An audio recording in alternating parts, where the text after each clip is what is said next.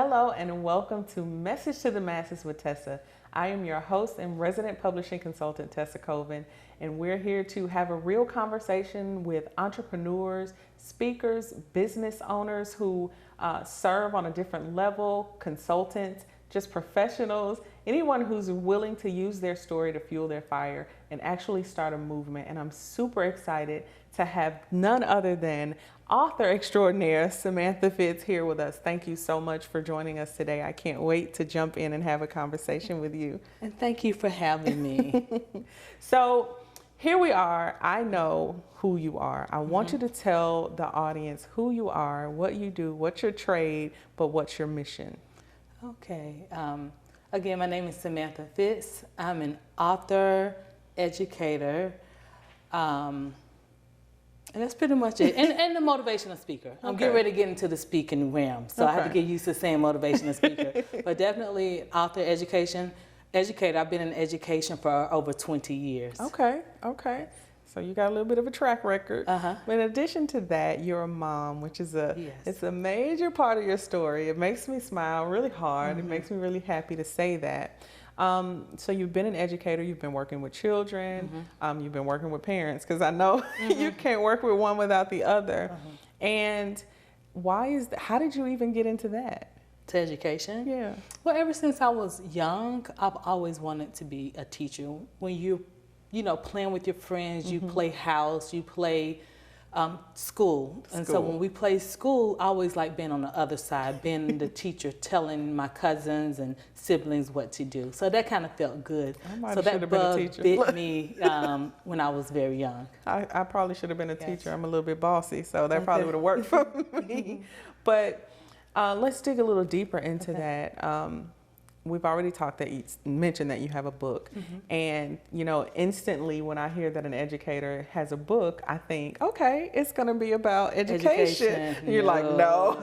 It's going to be about, a particular process that they use. A strategy. None of that. So actually, my book does educate, but on a different topic. Okay. The title of my book is Journey of Hope, Love, Marriage, and Overcoming Infertility at 40.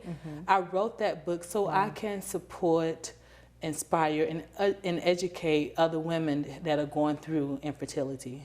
I love that.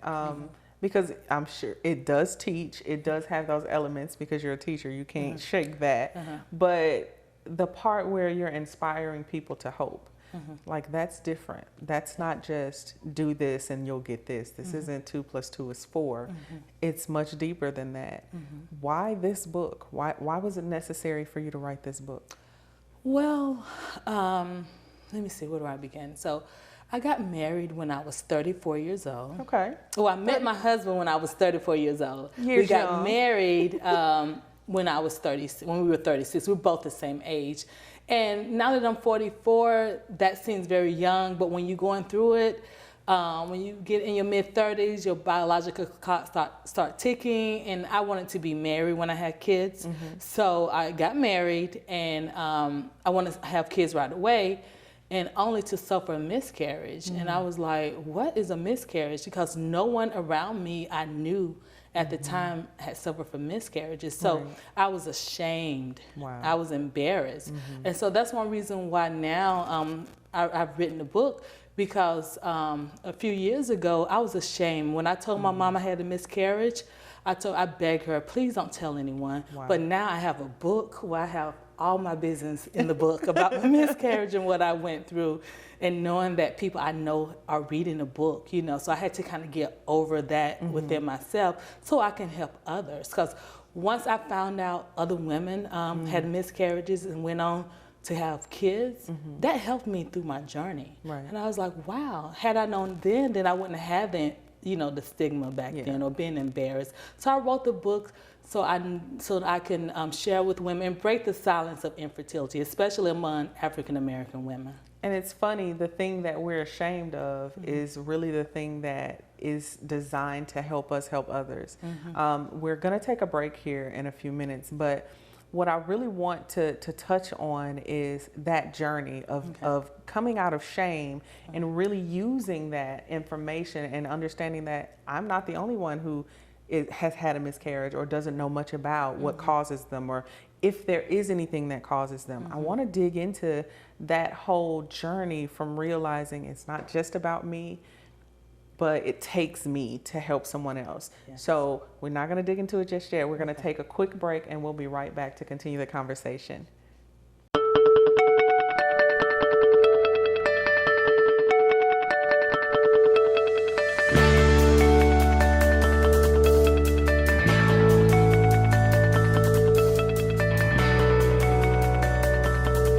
Welcome back. This is Message to the Masses with Tesa. We're having an amazing conversation with author Samantha Fitz.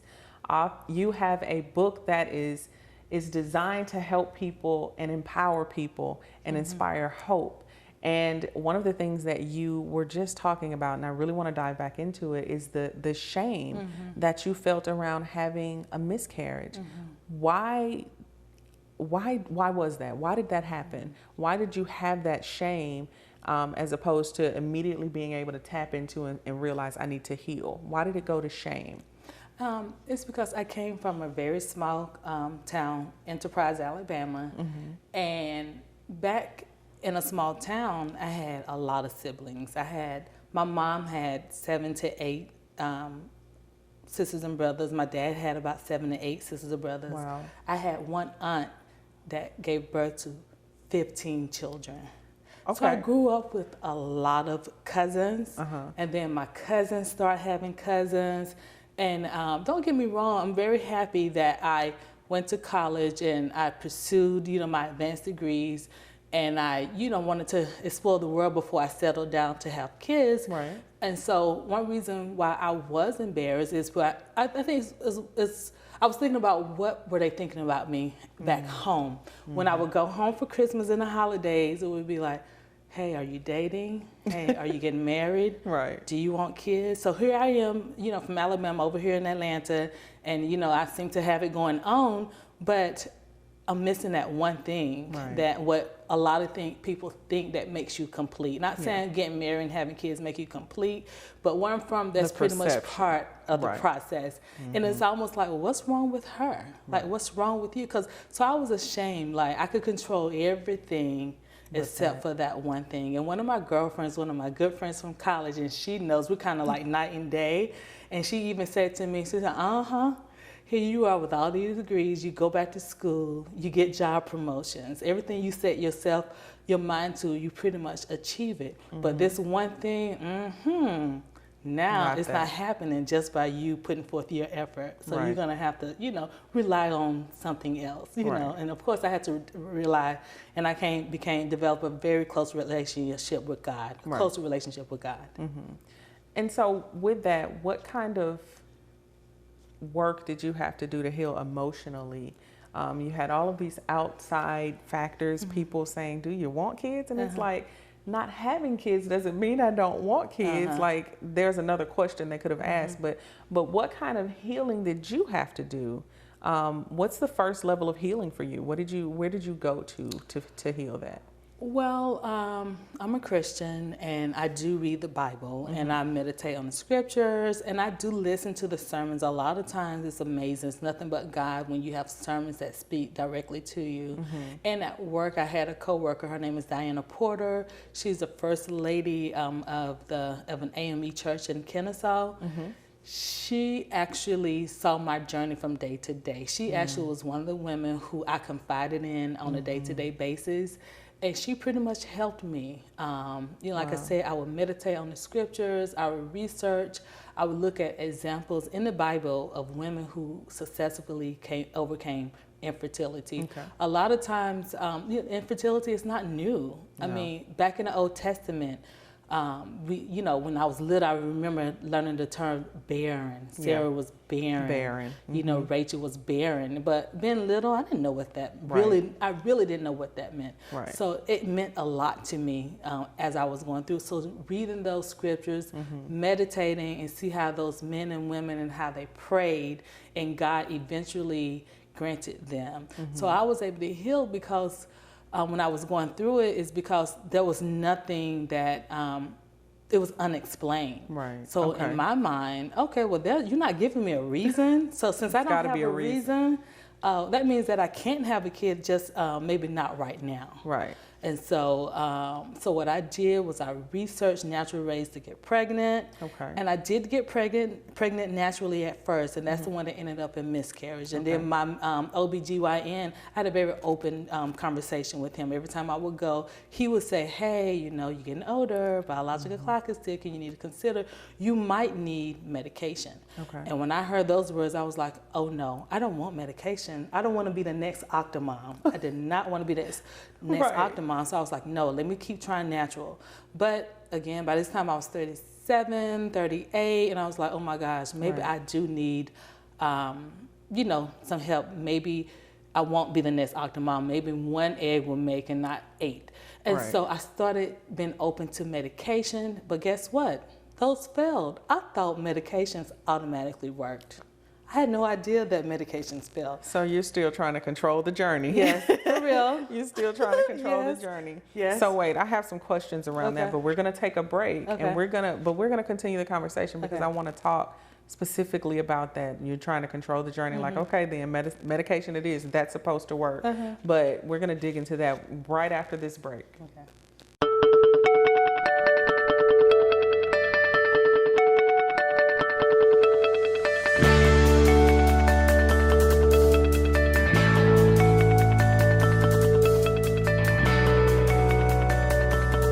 Welcome back to Message to the Masses with Tesa.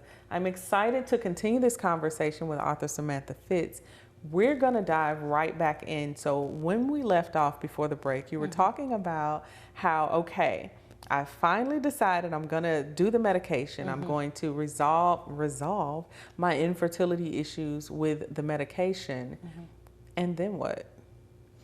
So I took the first round of a drug that's very commonly prescribed is Clomid. Okay, I've heard of that. And I took that and I was like, oh, this is going to work. This is it. You know, one round, this is it. So after that next month, I realized it didn't work. I was like, what? And so I went back to the doctor. And so I didn't realize if one drug doesn't work, they'll give you another one.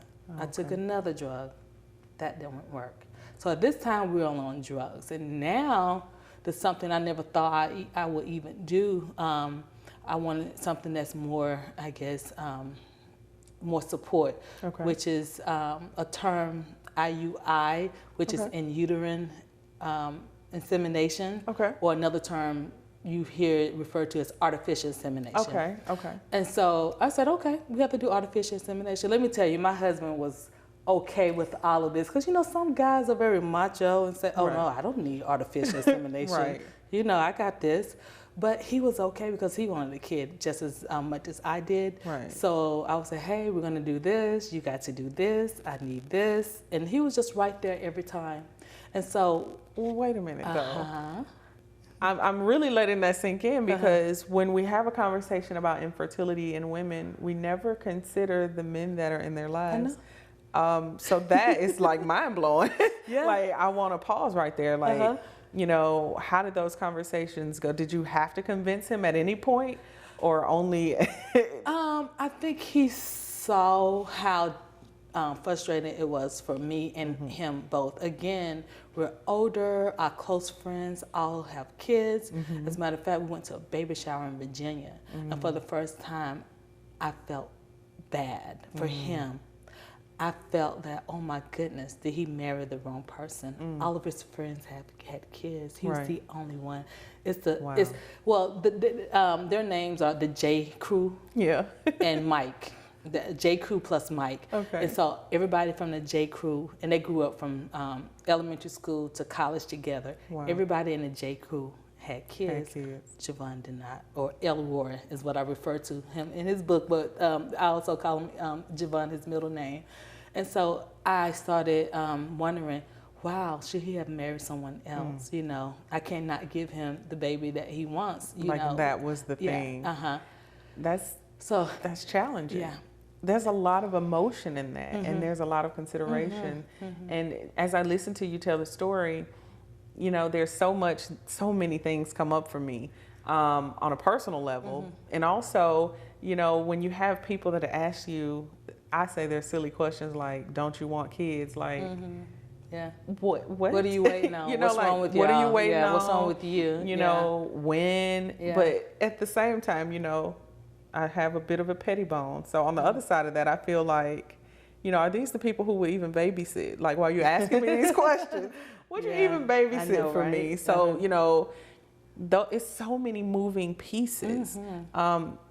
That's why I believe your book is so important. Having a conversation about artificial insemination, I've heard the words all of my life. I didn't, as far as I know, I don't know anyone other than you who, you know, considered it or had it or any of that. And so it's like those things that are available to us medically that we almost treat like a best kept secret, but they're options. And both parties have to be willing. My husband could have said no.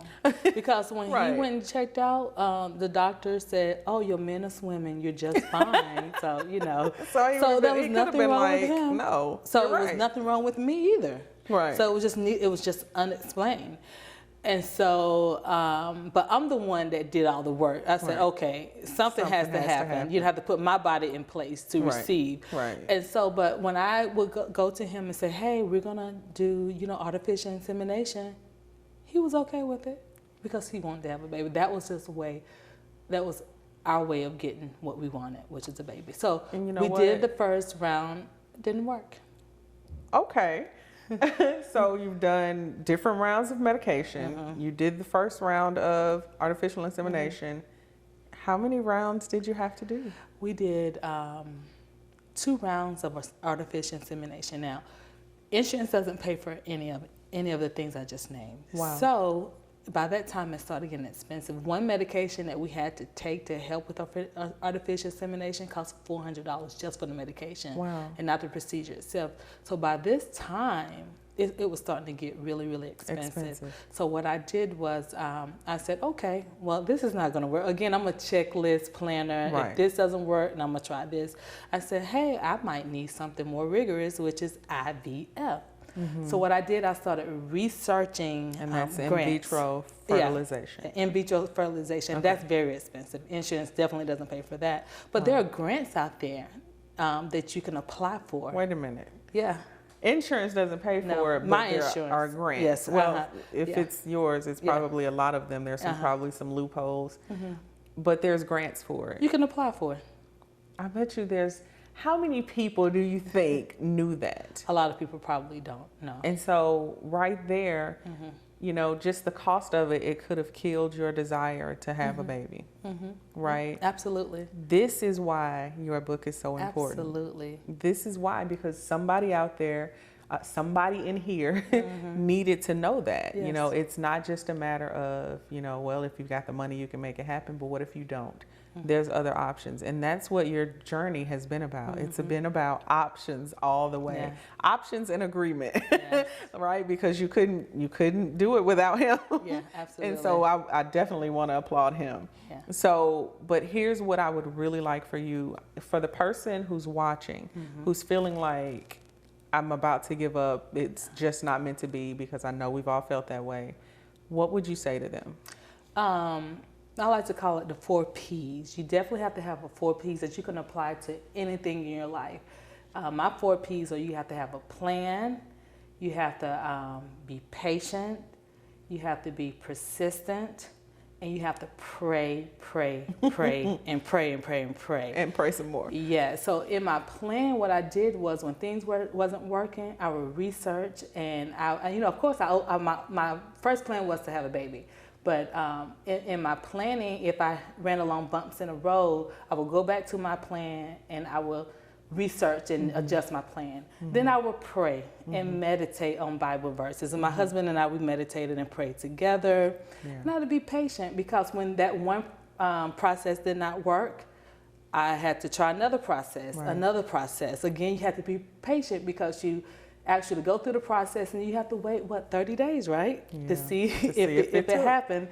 And so definitely have to be patient, and you have to be persistent too. You have to, you know, always researching and just not giving up, just looking for, a lot of times my friends did tell me to stay off the internet though. So, because you can't find everything on the internet, but that helped me find resources like for grants. And options. And so, but even though I found a grant, and so this is the beauty of my whole story, I didn't get a chance to fully apply for the grant. I started applying for it, and part of the process, I had to find a doctor that would perform the procedure. And then when I went to meet with him, he said, "Well, ma'am, even if you had the money, no, even if you have the money, I wouldn't perform the procedure because of your BMI being too fat, too high." And all I heard was, "You're too fat to have a baby." And of course, there are many women twice my size that I knew that had babies. So I didn't think that my weight was an issue. But I guess with the IVF world, you have to be a certain weight in order for it to be successful. And I was like, oh my goodness. And so once I got over that, I said, well, how much do I need to lose? What does my BMI need to be? He said 30 pounds, and that was realistic. I said, oh, okay, I can lose 30 pounds. So I got a personal trainer. Every time you got closer, the finish line moved. Yes. That's a lot of us. Yes. Right? And here's what I want you to do. I want you to tell us one more time the name of the book, and then tell the audience how to connect with you to hear more of your story. Okay. The name of the book is Journey of Hope, Love, Marriage, and Overcoming Infertility at 40. You can connect and buy my book on Amazon, Barnes & Nobles. Also from my website, which is www.samanthafitz.com. That's Samantha, Fitts, samanthafitz.com. And all social media, the number 1 Samantha Fitz. Again, the number 1 Samantha Fitz on all social media. I love it. Thank you so much for coming here to encourage us and let us know about this journey and the resources that are available. I cannot thank you enough. And so as always, this is Message to the Masses with Tessa. Thank you so much for joining us today.